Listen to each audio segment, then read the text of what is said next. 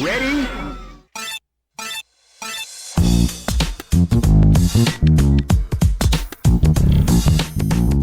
Hello and welcome to Rhythm and Pixels.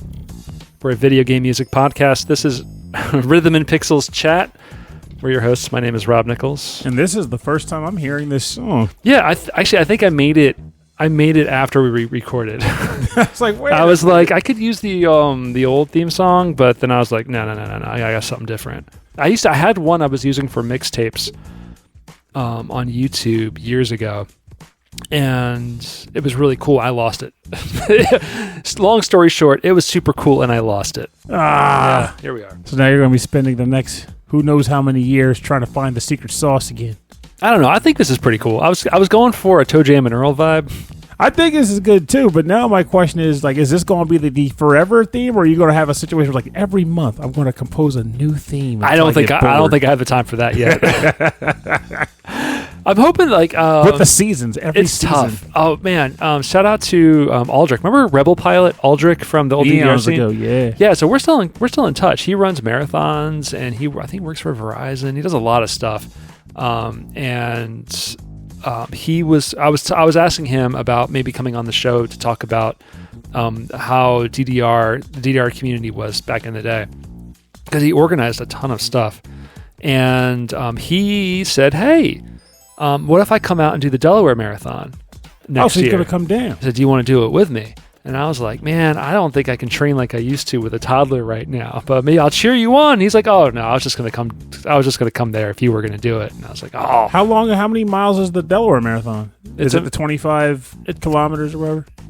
No, it's 26 point something miles. It's a marathon. Ooh. I mean, I've only ever run one race officially, and it was the Delaware Marathon in 2017.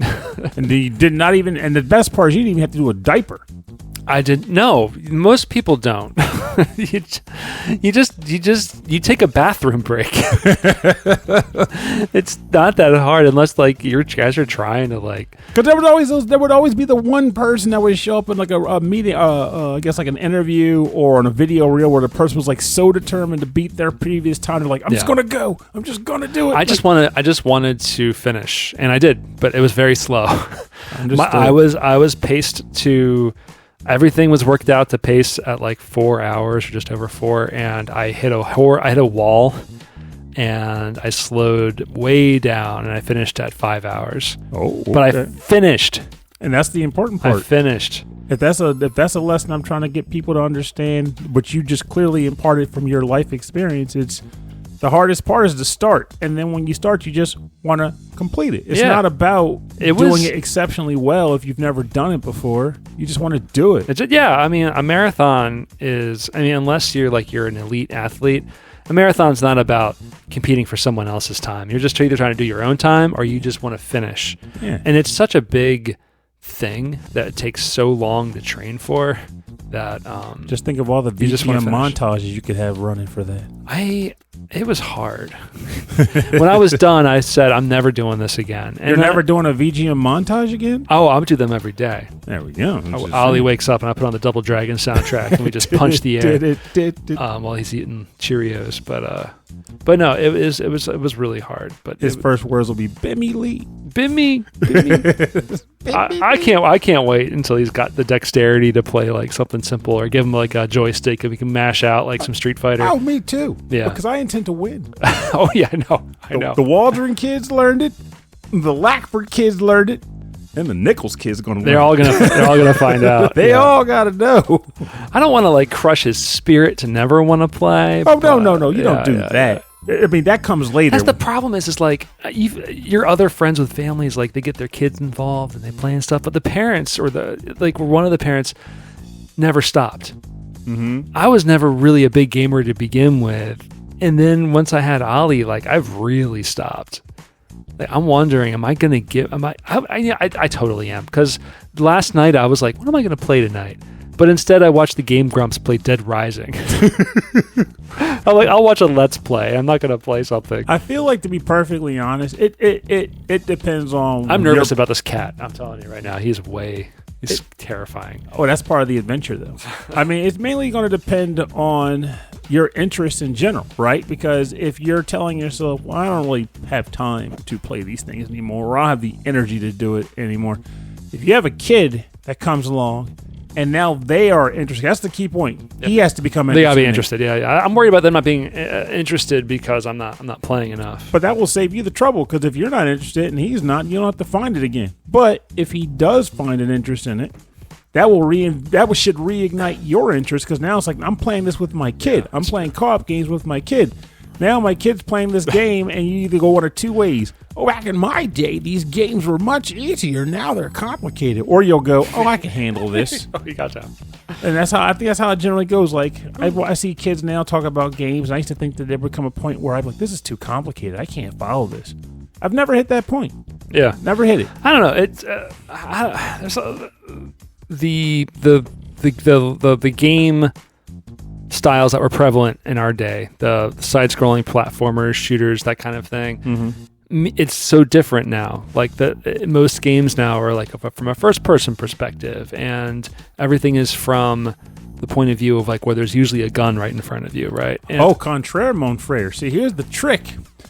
You gotta get back where the indies come in, because indies, which by the way, they are the predominant quantity of game releases we get per year. Yes, indies still do that stuff. Like, we just got a release of a game, which, while not appropriate for Ollie, mind you, is called Iron Meat, which is essentially, hey, do you remember Contra? Yeah. Do you remember weird gory crap? I know those other games are still out there, but like whatever his friends are playing, like all the kids right now, like everyone's playing Fortnite, right? And I'm like, well, Fortnite is still the language of Call of Duty Shoot 'em Man. Mm-hmm. And even Minecraft is like that first person perspective. I just like that because it's virtual Lego essentially, right? So, yeah. Anyway, I've realized the longer I've been a dad that I worry about things way too early. That means you're a dad. Way too early. That means you're a good dad. I mean, let's be realistic here. I mean, you could be that other dad. He just stubbed his toe. He just walked into a railing. It's not a big deal. Well, I'm at that point right now because he's got to figure out how to balance himself. So he's got to bump into a railing. He's bumping into all sorts of stuff right now. Maybe he'll pack. So the cat's been all over the room.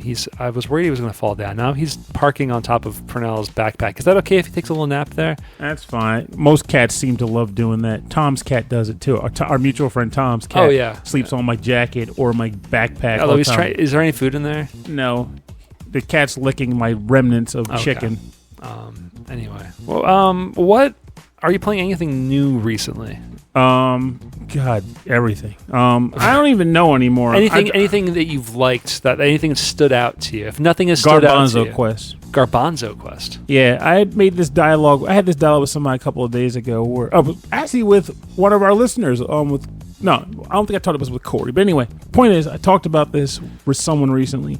How Game of the Year dialogue is starting to come up again, or at least I'm going to try to preempt it, which means I got to sit down and come up with my list. And I'm thinking, like, everything I play is a game that no one gives a crap about. I'm going to start Silent Hill 2 tonight, most likely before I go to bed. I saw that, and I was like, you know what? I wouldn't mind playing Silent Hill 2. That's only on PS5, right? No, I think it's on Xbox. I didn't check. Well, it's not on a system that I own. It's on Steam?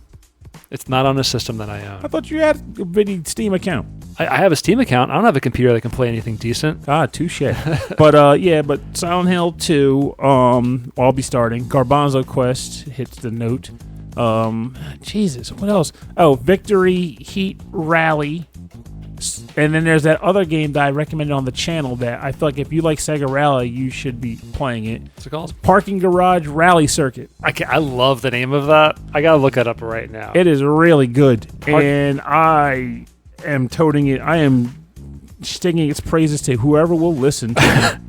I love the. Oh my gosh! It looks so. Okay, this looks so awesome. It's a good game. I've been looking for. Last year when Ollie was really little, and I was picking up. I played Wipeout for a bit. I was playing Hades for a bit. I was looking for like an arcade racer. Mm-hmm. In the vein of like Daytona 2 or this or that. And I remember Michael Bridgewater mentioned Need for Speed Heat. Kind of scratched that itch for him.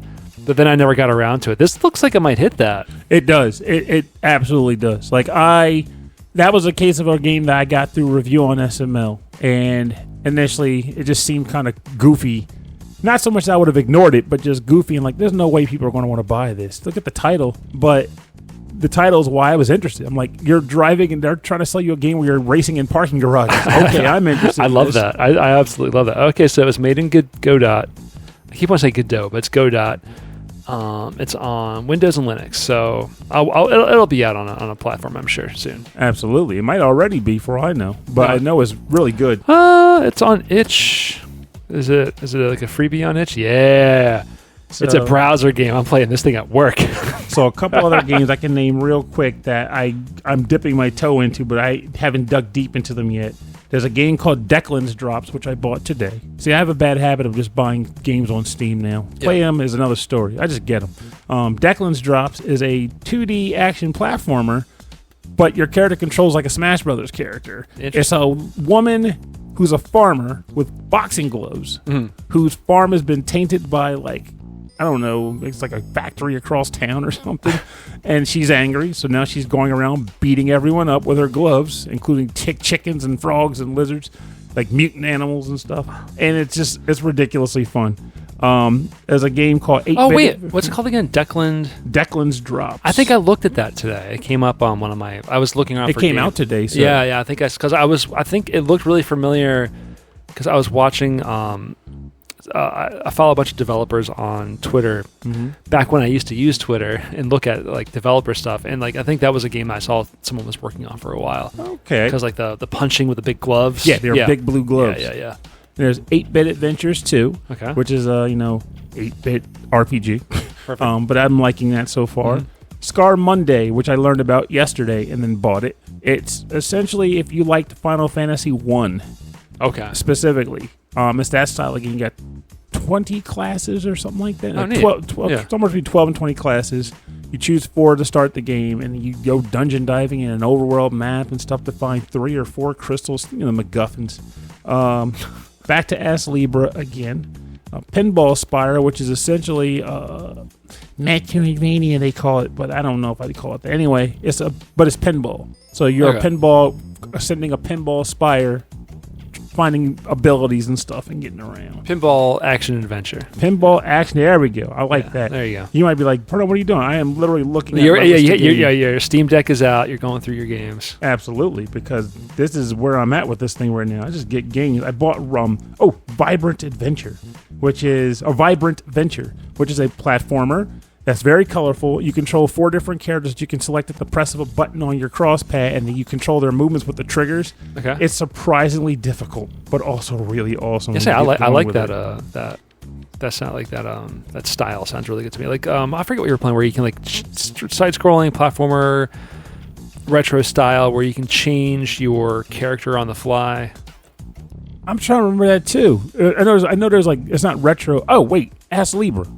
Not Ass Libra, of Astalon. Astalon. I love that game. I still recommend it to anybody who will play it. Yeah, there's like you mention games to me like all the time, but then like a few of them are like, but this one, I didn't get any sleep last night because I was playing this one. Yeah, every once in a while I can hit you with one where it's like, wait a minute, this is the one that appeals to me. Like this one you actually might like, Flowstone Saga. It's an RPG, but you battle with Tetris pieces. I love that already. And like it's cool because I actually reviewed it for SML, but I'm like, I was going to buy this anyway, and I would buy it today if I had to. Where again, you are a character. All the monsters you fight, everything you battle with, you deal with it. It's like a Tetris board you're playing against. And the monsters, when they attack you, they do damage, and they also do things that influence your Tetris board. So, interesting. Like they might like create like plastic blocks that will make it so you can't flip them, or they might like steal your blocks, all kinds of stuff. And there's classes in the game, and if you change classes, the class might determine aspects of your board state. Like I use the Demolitionist. The Demolitionist gets a more narrow board, but their pieces are stranger. Like they're like 6 and 7 piece blocks. So it might be like an L block that's like 6 high and then 1 over. Yeah. And every 5 blocks you drop, a dynamite block will fall, and you can detonate it with a remote detonator.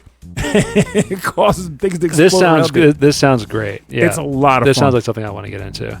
Like trust me, like I could keep naming stuff, but I won't, because like my problem is like every once in a while I'll play a game and I'll find the time to dig deep into it. Like I'm trying to play this new Zelda, but I haven't stuck with it. But then every once in a while, it's that one hard game. But if I'm not sticking with a hardcore game, I'm just grabbing games because they seem cool. Yeah. And I stick my toe in it to see just what it's like. And that's me like, I can try this, I got to get back into this because I am interested. Like, you describe these things. I'm like, oh, that looks cool. And I'll watch gameplay. And I'm like, oh, yeah. But then, like, I only got so much time. Marvel Capcom is back out again. Yeah, I'll play Marvel Capcom too. That's also where we differ a lot. Like, you're the type that you'll find a game and you'll, like, stick with it. Like, you master your games. Me, I'm perfectly fine playing a game for 2 hours and feeling like I got something out of it. Oh, man, I feel so guilty that I'm like, I spent money on something I haven't finished. I almost powered up Sea of Stars last night. And then I was like, I wasn't having a lot of fun with it. Like, that's a surprise. I was into it, and then I was like, I don't know, like, it slowed down, and I was having it. I actually looked up some tips because I was having trouble with the battle system. And then I just read that like I just needed to go a little bit further and introduced one more skill. Oh, that gives it that kind of more diverse. Ties it all together. Yeah. And I was like, okay, yeah. Well, I didn't get back into that. Anyway, all the music stuff. Anyway, let's tie this back into this topic. Is I play games that I'm familiar with because it's cozy. Mm-hmm. It's a cozy game for me. Marvel Capcom 2 is cozy. Okay, I've never in my life heard anyone say that, but I also get what you're saying. There's something about that game. It feels... You feel relaxed. It's like coming home. It's like coming home, man. I just mashing all those buttons and watching Ryu shoot like a fireball that blows up the whole screen. It's just... And on YouTube right now, Justin Wong, that's like all he's doing. Oh, I've heard. Did you hear that? The whole thing, like people are taking it as an honor to get beaten by him on there. Like he still runs in there and just like random challenges people and wrecks them. He is mastering this game on a level that I've never seen before. His new thing is to get on there with Servbot and just wreck people. It is it's the gag character. So the gag character, except that like he's so small, no one can like a lot of the supers don't hit him. And he's got these lunch rush. He's got these weird synergies with him and Trombone where they can do like double lunch rush. That like takes out Sentinel. But the funniest one is if anyone's ever played it, like there's a super where Servbot turns into a giant Servbot. Yeah, with the whack up with the goat. And if you hit a button, he whacks him with a hammer. But like so, everyone sees him and he'll just run at you but not hit you. And everyone's like, "What am I supposed to do?" And so they fight back. But the giant Servbot has super armor and can't get knocked out. So as soon as they attack, it's a pop, pop, pop, pop. Oh, so he doesn't swing the hammer so that they basically lose their invincibility frame and they can't block? No, he just sits there and waits for them to lose patience. And then as soon as they lose their patience, they're vulnerable, and he just whacks them with a hammer. But how long will the Super Servbot be still before it wears off? Way longer than it should. Way longer than anyone ever expects because no one plays against Servbot. There's like a top tier like 5 or 6 characters that mainly everyone ever plays unless they decide to play lower tier characters, and he's just out there just like clowning on people. Which I love to hear. And he's calling it, people are asking for refunds because they're getting just like, 10-0'd by Justin Wong the first time they turn the game on. I was watching him and he's like, it's like Twitch clips. And he's like, oh man, I just wrecked that guy. Oh, I hope it wasn't like his first game or something. And then like it shows like the results screen and like their points for winning games, and it was 0. And he goes, "Oh man, that was their first game. They're never gonna play this again." Servbot lunch rush. Oh my gosh! All right, so it's also Halloween. This episode would have been a week sooner, but my whole family had the stomach bug, which was real nasty. So. But anyway, this just means that our episodes are coming out that much closer to Halloween. I mean, honestly, don't feel too bad because deep down, in some respects, I don't think I would have wanted to record last week either because we should almost have a horror segment every month where how much has Pernell spent on car repairs this month? Oh. Because I think in the last 3 weeks, I dropped $700 on my car. First time, well, the last thing was recently. I was driving back from Baltimore and a rock came off the road and shattered my windshield. That's terrifying. Yeah, so I had to replace that 2 days ago. Did it shatter? giant crack went up into the driver's, like from the lower corner all the way to the center of like the driver's seat. I've had it happen once where rock came down off of like an overpass on 95, and I could see like a little pinprick, and then like 5 minutes later, it's like the little line travels up, travels up, and I'm like, oh no, that's what happened. And by the time if it gets all the way to the top, it'll break. So I was like, I can't wait, I gotta get it done now. And then before that was the more ridiculous one. Like I was like, I'm just cursed. Yeah. Where I think I told you about this maybe, where the DoorDasher. Yes. Yeah, that DoorDash person they blocked my driveway when I was already preparing to back out. And I admit I could have triple checked, but at the time I was like, no, I'm good. So you weren't expecting it. I wasn't expecting someone to block my driveway. And I hit their car, and they couldn't speak English. And I'm like trying to be in control of the situation. Like, okay, here you go. We'll figure this out. I gave her my phone number to call me when she finds a shop. And long story short, it was a series of events where I'm pretty sure there was a hookup taking place where it was not on the up and up to get the part, but I paid out of cash at a dealership to get this part and to pay the repair costs so the lady wouldn't have to deal with it. And I didn't want to go through insurance because of August, the entirety of August. That happened to me when I was like 19 or something. I was working at EB at the mall, and I was flying through the parking lot, and I bumped into someone pulling out, and I immediately said, "Oh, I'm sorry, it's my fault." And I'm like, crap, I shouldn't have done that. Nope. And of course I was so young, I didn't know how insurance worked. And I was like, he was like, hey, look, man, let's not go through insurance. How about I just talk to my guy and you just pay for the paint job? And I was like, how much could that be? And he gave me this bill that was like insane. And at this point I'm like, well, you're in too deep. I'm in too deep now. And I learned my lesson. That's right. Because at 19 years old, that was 1999. Ancient times. Money meant something different when you're 19. Yes, it did. When you're working at a retail job like that. So, yeah. But that's also a horror story. So we're coming around, right? Yep. Cozy and horror. Horror. And that's where it is. Like, see, I live the life of horror. I'm a horror man. You love scary situations. That's right. And then the bill came to the table and they didn't split the check. So let's positive. Let's get back on the positive side of things. We have some nice listener letters. We're going to read some listener letters. And we got some nice music that goes along with it. I gotta get a new keyboard. I hate this keyboard. So the first email is from Khalid. Hi, Khalid. Khalid from Germany. Hope you guys are doing well. Just a quick one today. For the spooky category, it all begins and ends with Super Castlevania 4. I mean, the opening with the tombstone and the Flash splitting it, releasing Dracula's spirit, all accompanied by the SNES's deep, deep bass. Wow, my siblings and I used to sit in front of the TV back then and get chills. I did too. The first time I saw Super Castlevania 4, I was blown away. I actually didn't play through that for the first time until last year. I never played through it entirely because I was like young when it came out and I was like not good at games. But I was like, I thought it was kind of scary, you know. It was spooky. It was done really well. I'd nearly go with the same game for coziness as well because it really does make me feel cozy. It's like coming home. But I know that's not what you guys are looking for. Actually, it kind of is. For that, I'd throw in the amazing Spiritfarer. Oh, I love Spiritfarer. A game I found because of your glowing recommendation. I don't know if it fits the bill because I'm not really into that cozy game genre, but I guess it's close enough. Although, when I think of the thrilling and exhilarating catching of the flashes and the equally wonderful music that goes with it, I'm not too sure. All right, here are my 2 Euro cents. I wish you all the best, and I'm looking forward to hearing from you guys soon. Best from Germany, Khalid.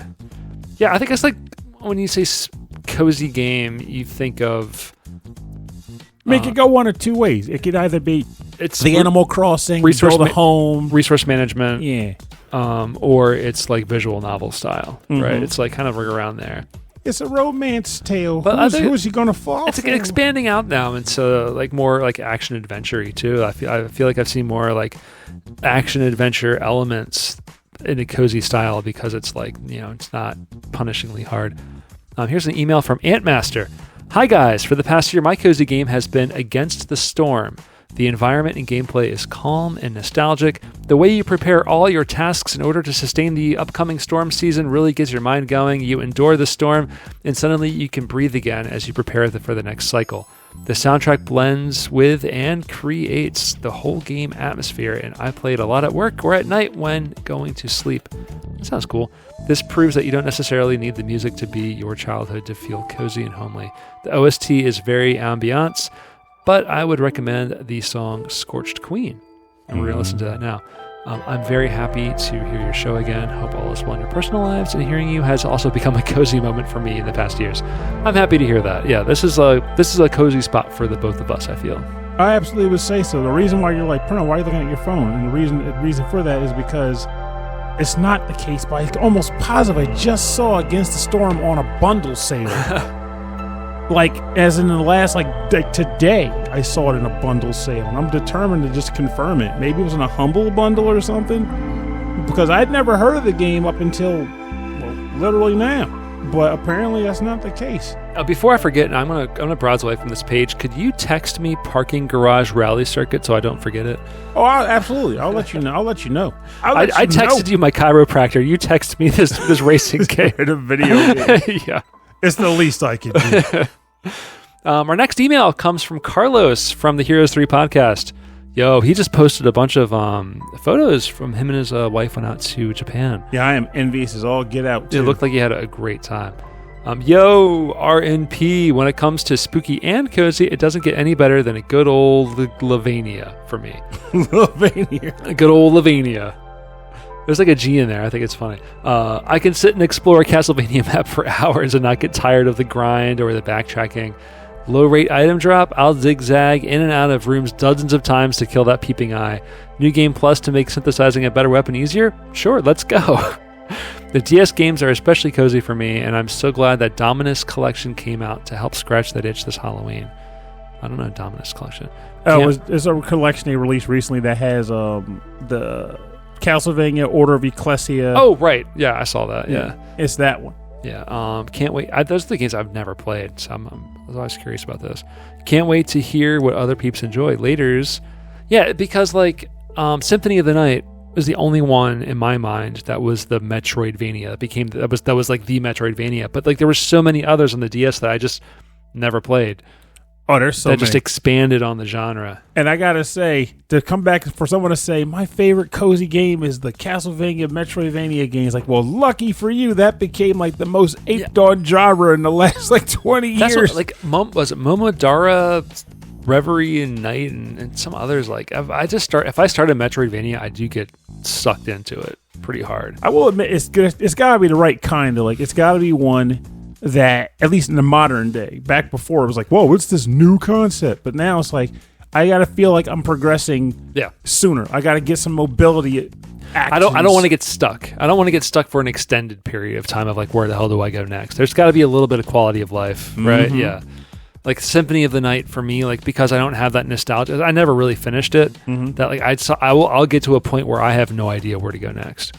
Yeah, Symphony of the Night, I'm trying to remember how that plays out, but I feel like if you're not going for the good ending, it becomes a game where you're just like looking for a section of the map that doesn't have a wall on it. And like, I'm going back to that. Oh, what's the last one I played? The last one I played was that last one that the developer did that was like, had the Bloodstained? Bloodstained, yeah, that was the last one I did.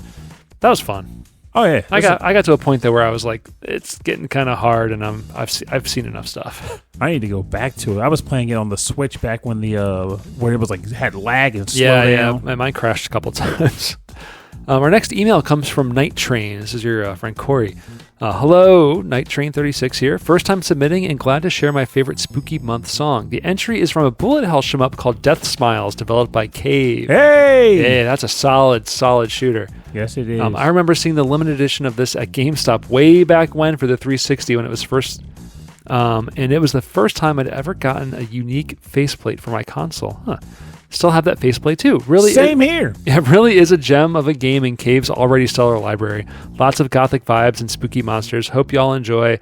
And if you want to check out Death Smiles, it's on Steam, PS Store, Microsoft Store, and on the Nintendo Switch. And the song we're listening to right now is The Witch of the Bottomless Swamp, Stage B2. My favorite track, just for the heck of it, just throw it out there for this game, is the Lakeside Panic at the Lakeside Village. It's like basically like stage like 3 or 7. I don't even remember the name. That's one. This is C. It's stage C1. Yeah, this is one I got to start playing again. I remember when it first came out, my friend Henry bought it, and I was like, what's going on? Like, you play like Halo and Madden, you know, like, and you're playing Death Smiles. I'm looking like there's like gothic like anime girls on the cover, and he's like, dude, this game's awesome. It's so good. And then I started playing it. I'm like, oh, it's a bullet hell game. Mm-hmm. That's right. And I always like that they do show your hitbox in the form of a little heart inside the actual character. Yes. So you can thread the needle very effectively. Well, that's a Cave thing. Cave's been doing that for a while. They did that with Pachi. Where like the center, like your little hitbox is the center of the ship, but like it's cool. What's cool with Death Smiles is that it's horizontal, it's not vertical, so it works better on like a modern like TV. I keep trying to tell myself I should buy Death Smiles 2, but I want it to go on a decent sale, and they only sell it with Death Smiles 1. Oh, so it's always like it's like this. It retails for like 40 or 50. And I'm like, I need to get at least for 50% off because I already have Death Smiles 1. I don't want to rebuy Death Smiles 1 with Death Smiles 2. I just want Death Smiles 2. So I'm waiting to get a 50% off sale. I've been waiting a long time. It hasn't happened yet. You hear that, Cave? Get it together. Our last email comes from Justin Schneider from XVGM Radio. Hi, Justin. He says, hey, guys. Hi, Justin. Justin. All right, no. Hey, guys. Well, while I'm not much of a fan of the horror in general, I do appreciate a good spooky game. I don't think I have anything in my collection that would really count towards that, though. Instead, I'd say my cozy game is any number of Nonogram, also known as P-Cross games that I find. Yes. Yes, those are fun. Love P-Cross. From Mario P-Cross and the SNES Online section of the Switch to Meow Tower on my 10-year-old Google tablet. It's something nice to do that provides a challenge without causing me any crazy stress. There's even a cool game called Murder by Numbers on the Switch that crosses Phoenix Wright-style investigations with P-Cross minigames to uncover the truth. That sounds awesome. And while I don't really play them, my wife has found a cozy spot playing different store simulator games, like Tabletop Store Simulator and Supermarket Simulator. They tend to be relatively laid back, or at least they are at the point they're in early access. Maybe they will add more stressful elements later. Probably not. But for now, I would call them cozy. It's great to have you guys back. Keep on rocking on. Again, it's the resource management, managing a store, or managing a small thing, or managing a city. Well, this has become the quote-unquote cozy genre. Well, oddly enough, I guess I could still. I don't get to play it as much because I really play cozy games. But can you take a guess at what my cozy game is? The clue is that I've talked about it on the show before and to you before. Ask Libra. No. Like not a cozy game, but your cozy game. I'll give you one more clue. There is a board game for it now. Right. There's a board game. Oh, so they made a board game from the game. Yes. Oh, it's going to be Slay the Spire. Nope. Oh, well, then I don't know. Wilmot's Warehouse. Wilmot's Warehouse, that's right. Yeah, I saw a review of that game, the board game. Yeah, Shut Up and Sit Down reviewed it, of all people. It's like Memory. It's a memory game. Yeah, but that's pretty much what Wilmot's Warehouse is. Yeah. It's like, okay, here's the stuff. You stock it on the shelves, and then or for like the first 3 or 4 days, it's like, I know where I put these things, and this is what they want delivered. And then by like day 7, you're like, crap, where did I put the blue hat? Did I put it with the blue things, the winter things, or the pointy things? I don't know. But that's what makes it so good.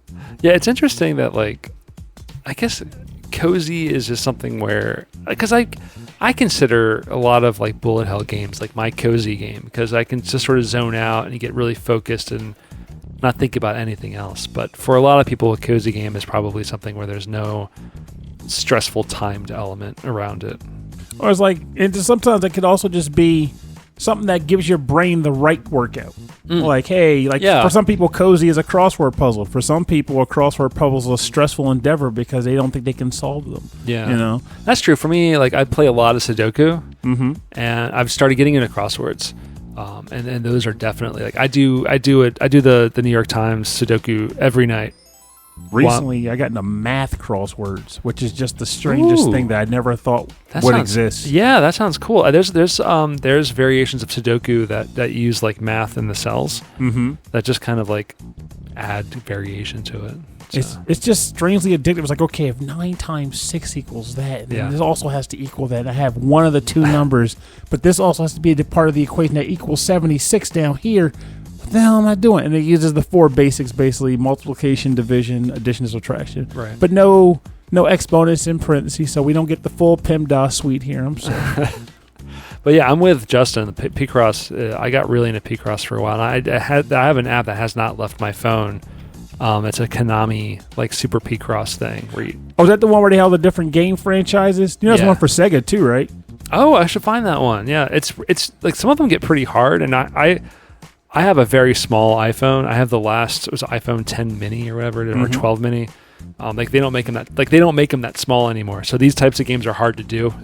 Oh.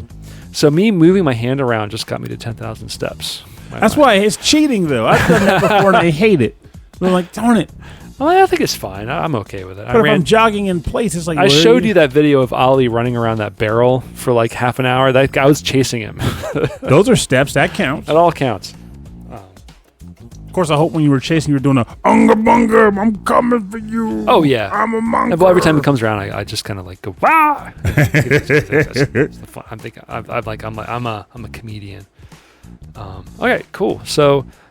thanks everyone for listening, and before we move on to you and I record the next episode, next week is going to be horror games and cozy games. Because just to give you some clarification, we had a vote. The vote came back, and I'm trying to remember. I think there was a final vote. Like people were keeping it neck and neck for a while. It was like 45, 55. But in the end, scary to cozy. But in the end, my take was like, we were talking. I was like, I want to do horror. Yeah, and you're really good at cozy, so you should do cozy. Come on, me looking for cozy game tracks I could, but if there's an option, I'm going for horror, especially in October. Oh yeah, it's October, so I'm super excited. We're in this new neighborhood now that actually has like kids that do Halloween. I'm so stoked for the spooky stuff. So. No. Well, we'll talk about that on the show properly. Well, yeah, we'll get into that. So that'll be next week, and then also I'm just gonna plug it right now. Go to rhythmandpixels.com/merch. We have a new merch store at TeePublic, so everything's linked there. We have some new designs. I did some like death metal style T-shirts that say Tim Fallon. I have one that says Matoi Sakuraba in that cool style, which we got to get one for you, Pernell, because I would wear. I feel like that I was going to do a Tempeh Sato, but I feel like that's only for you. Yeah, I'm a Sakurabin. Yeah, Sakuraba guy. I'm a Sakuraba kind of guy. Rhythmandpixels.com/merch. You can check that out over there. And eventually, I don't know if there's a way to link it to the Patreon and do some stuff with that, but either way, I'm going to be making some more silly designs. So you can check that out there. But until then, thanks for listening.